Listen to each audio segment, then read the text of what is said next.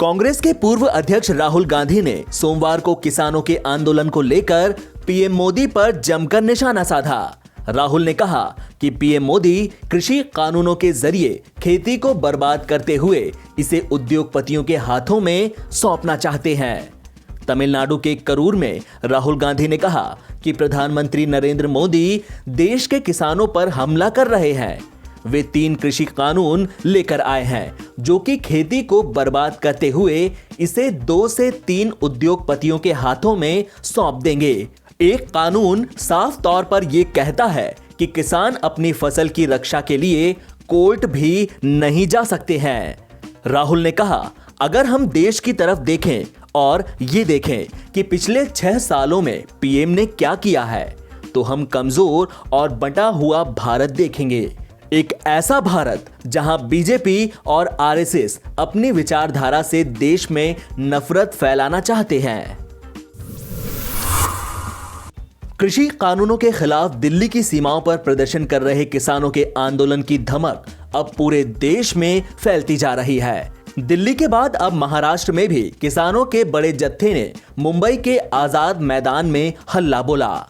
पूर्व केंद्रीय मंत्री एनसीपी प्रमुख शरद पवार समेत अन्य महाराष्ट्र के नेता भी इस कार्यक्रम में शामिल हुए।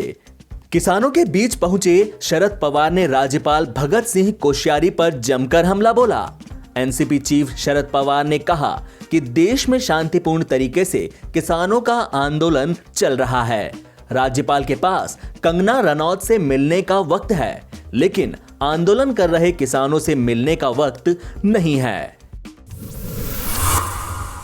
भारत में कोरोना वायरस का इलाज करा रहे मरीजों की संख्या घटकर 1,84,000 हो गई है। केंद्रीय स्वास्थ्य मंत्रालय का कहना है कि यह संख्या कुल मामलों की मात्र 1.73% है।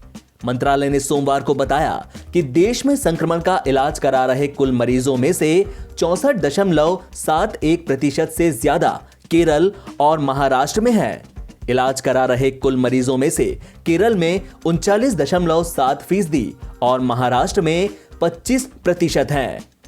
मंत्रालय ने बताया कि सोमवार सुबह 8 बजे तक पिछले 24 घंटे में संक्रमण के 13,203 नए मामले सामने आए, जबकि इस समय में 13,298 मरीजों के संक्रमण मुक्त होने की पुष्टि हुई है।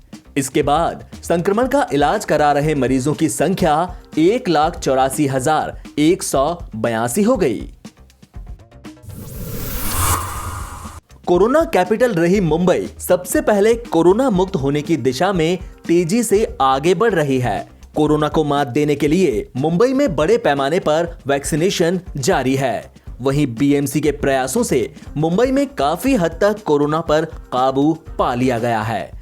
पिछले 8 से 10 दिनों में यहां कोरोना का पॉजिटिविटी रेट गिरकर 4% से नीचे आ गया है, जो कि इस बात का प्रमाण है कि मुंबई में कोरोना के मरीजों की संख्या लगातार कम होती जा रही है, जबकि प्रतिदिन लगभग 16,000 लोगों का कोरोना टेस्ट हो रहा है।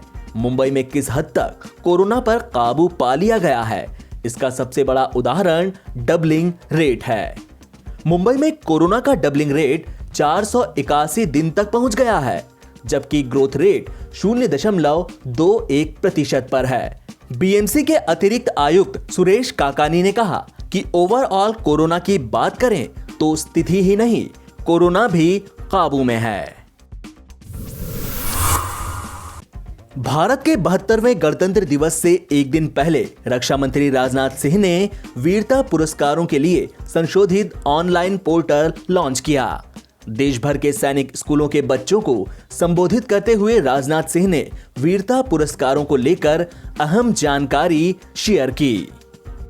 आज 72वें गणतंत्र दिवस की पूर्व प्रातः वेला में हमारे वीरों और उनके परिजनों को समर्पित गैलेंट्री अवार्ड्स पोर्टल के रीवैम्प वर्जन का उद्घाटन करते हुए सचमुच मुझे बेहद खुशी हो रही है।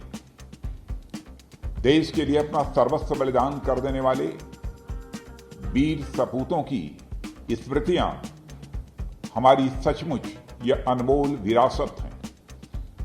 उस विरासत को सहेज कर रखना यह हमारी जिम्मेदारी है। और ऐसे इनिशिएटिव्स उसमें हमारी सहायता करते हैं। यह पोर्टल हमारे शूरवीरों को देशवासियों की ओर से एक विनम्र श्रद्धांजलि है।